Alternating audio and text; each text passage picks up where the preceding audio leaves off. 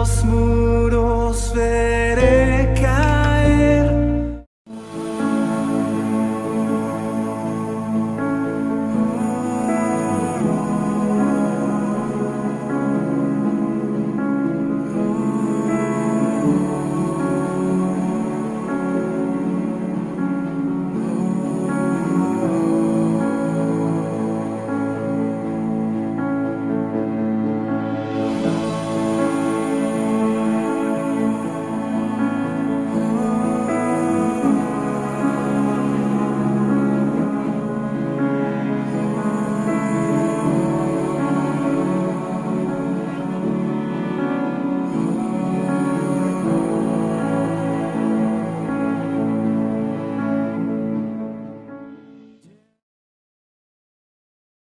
Dios te bendiga. Vamos a comenzar con una oración.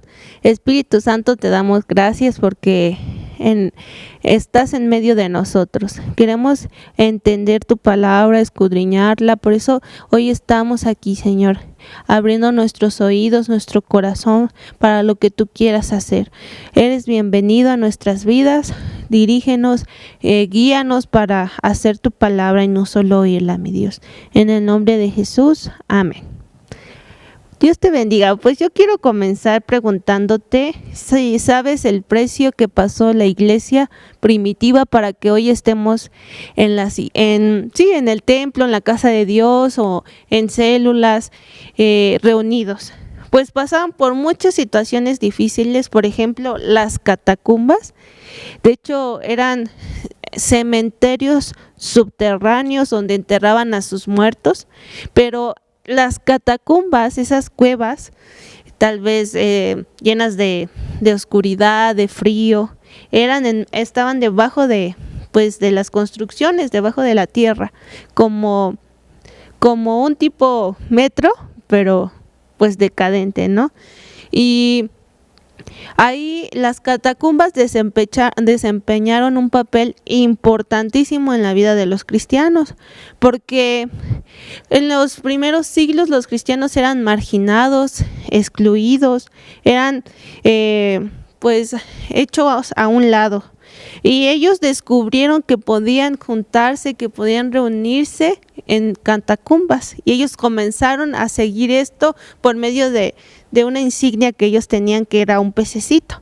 Y ellos se juntaban en esas cuevas para adorar a Dios y buscarlo. De hecho, hay pinturas que son evidencia y también cantos que ellos plasmaron en las paredes cuando eran sus cultos y cuando ellos se reunían.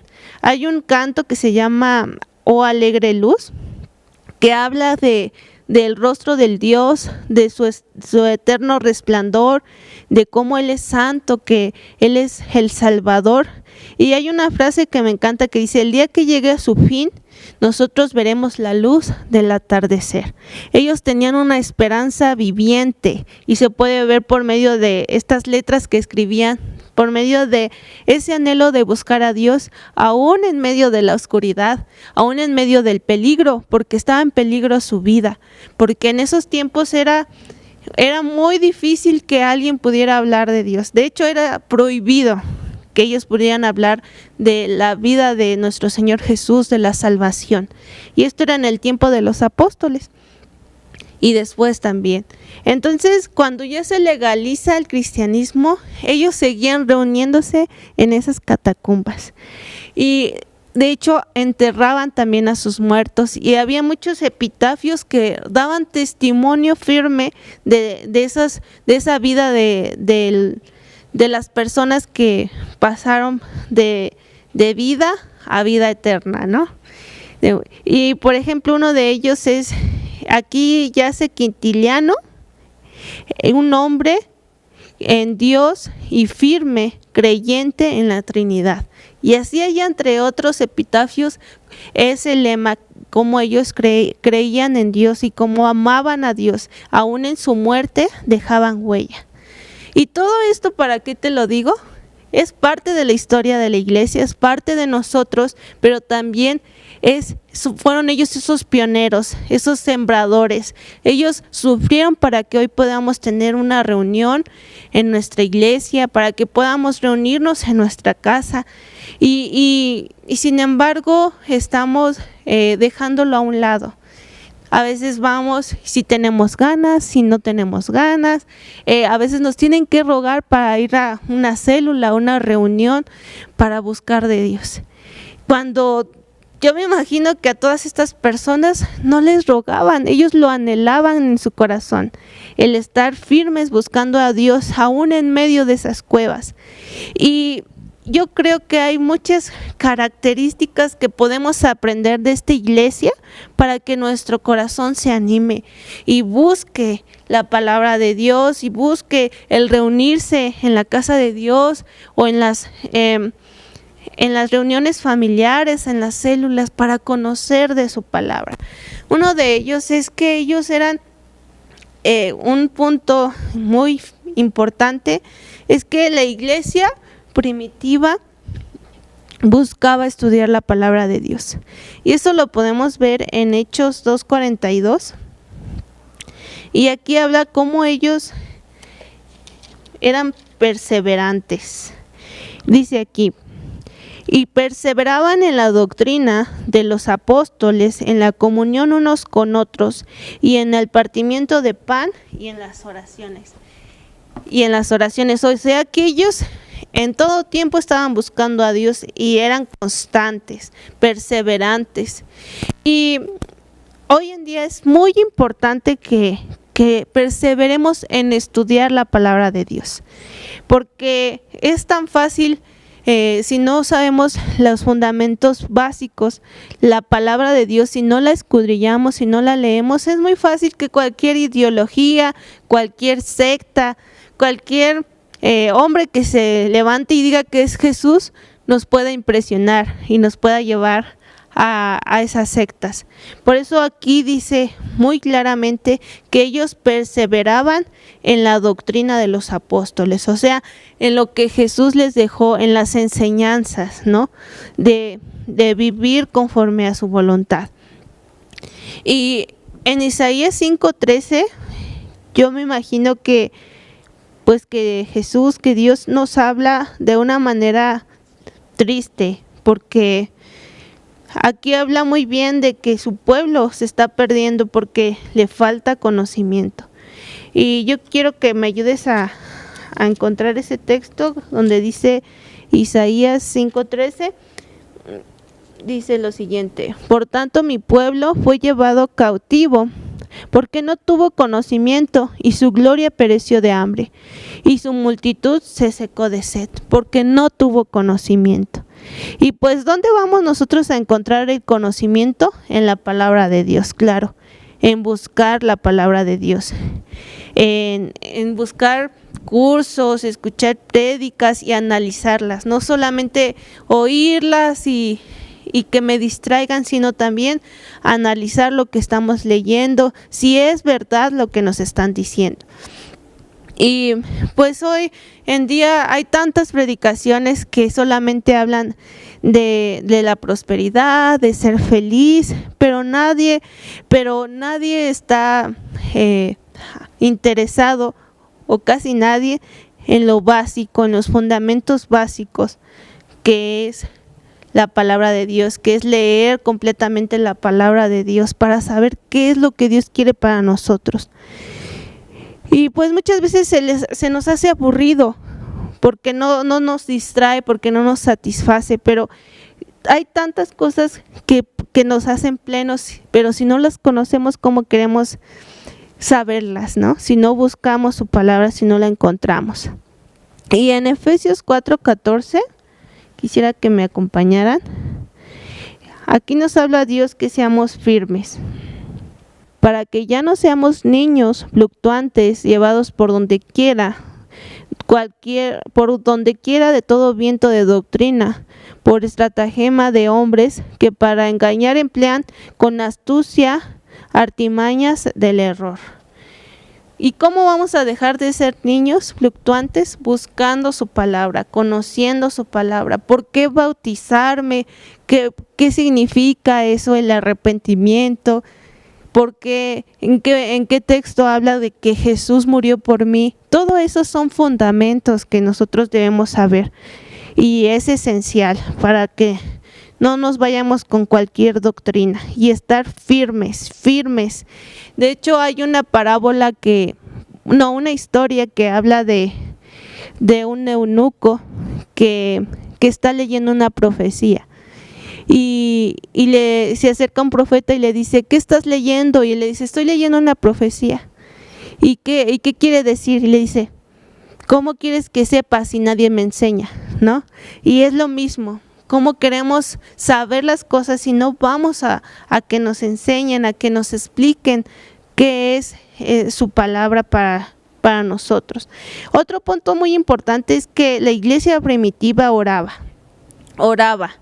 Y Pablo les escribió la realidad de Tesalónica. En Primera de Tesalonicenses 5:17, él les dijo, orad sin cesar. Y ellos no lo usaron como mandato, lo usaron como una forma de vida, lo que les dijo Pablo, orad sin cesar, orad en todo tiempo. Y pues una iglesia sin oración es simplemente una iglesia sin agua, una iglesia sin poder dar a otros esa bendición. Es una iglesia seca. Y quiero hacerte una pregunta, ¿cuántos cultos son los más pequeños en una iglesia? ¿Cuáles son los cultos menos recurrentes por las personas? Por ejemplo, los congresos de sanidad, no, los congresos de sanidad están totalmente llenos, ¿no? O encuentros para poder encontrar una pareja y de jóvenes también. Pero los grupos de oración tristemente están muy pequeños y esto debería de ser el fundamento de nuestras vidas, no cosas que nos puedan entretener o beneficiar, sino el orar para encontrarnos con Dios y saber por qué soy cristiano, por qué mi vida, por qué mi propósito, y también para pedir dirección. Y yo quiero hacerte esta pregunta, ¿quieres saber qué tan reconocido es Jesús? En tu iglesia solamente mira los cultos de oración, solamente mira los grupos de oración y ahí te vas a dar cuenta qué tanto reconoces a Dios en tu vida. Y otro punto muy importante era que una iglesia primitiva no era una iglesia egoísta, sino que era una iglesia unida. Así que los primeros cristianos estaban unidos, tenían en común todo, no había egoísmo. Y la unidad es una palabra que hoy en día en la iglesia falta mucho, porque si me habla, le hablo. Si no quiero ir a la célula de la casa de tal porque me cae mal, o solamente voy los domingos y me voy rápidamente. La iglesia es la familia de Dios, es la novia de Dios y debe de estar unida, debe amarse, debe respetarse y también debe preocuparse de unos por otros. Y pues la falta de unidad es contra la voluntad de Dios. En Juan 17 del 20 al 21 Dios nos habla de que su voluntad es que haya unidad entre nosotros. Y pues, ¿cómo puedes ver que hay falta de unidad en alguna casa, en alguna familia, en alguna iglesia? Pues muy fácil. Cuando hay rivalidades, cuando hay competencia, cuando no te midas como un hermano, sino como un enemigo, cuando hay divisiones, pleitos, ahí te das cuenta que la desunidad fluye y no la verdadera unidad que Dios habla en su palabra. ¿Cómo queremos ser esos hermanos como los de antes que no les importaba entregar su vida, que andaban en catacumbas llenos de tierra, pero alabando a Dios con todas sus fuerzas? ¿Cómo queremos regresar a ese amor, a ese espíritu ferviente sobre las iglesias si no hay unidad, si no hay oración, si no hay escudriñar la palabra de Dios. Nunca va a pasar. Y estamos siendo destruidos por Satanás, o en realidad estamos siendo destruidos por nosotros mismos, por nuestro egoísmo. La iglesia era tan unida que de hecho hasta vendían sus propiedades. No había pobreza, porque si veían que a un hermano le hacía falta algo o no tenía dónde vivir, vendían sus propiedades y les daban a sus hermanos. Era una verdadera familia. Hoy en día no se ve, claro que no se ve, ¿no? Ves a un hermano con necesidad o que se le acaba de morir a alguien y dices, ay, tenía que pasar, fue la voluntad de Dios. Pero la voluntad de Dios es que seamos uno, que seamos familia, que seamos iglesia. Y quisiera que me acompañen a primera de Juan 3:17. Y aquí Dios nos hace una pregunta muy impactante en nuestras vidas. Pero el que tiene bienes de este mundo y ve a su hermano tener necesidad y cierra contra él su corazón, ¿cómo mora el amor de Dios en él? Y es lo que Dios nos dice hoy.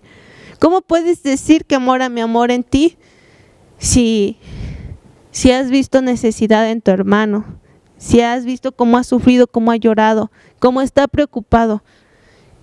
Y dice aquí, ¿cómo puedes decir que mora Dios en ti, el amor en ti? Entonces yo creo que cada uno de estos puntos son para confrontarnos, para hablarnos directamente al corazón y ser esa iglesia de antes, esa iglesia valiente, esa iglesia que solamente buscaba la palabra de Dios, adorarlo, vivir en santidad. ¿Por qué es necesario morir?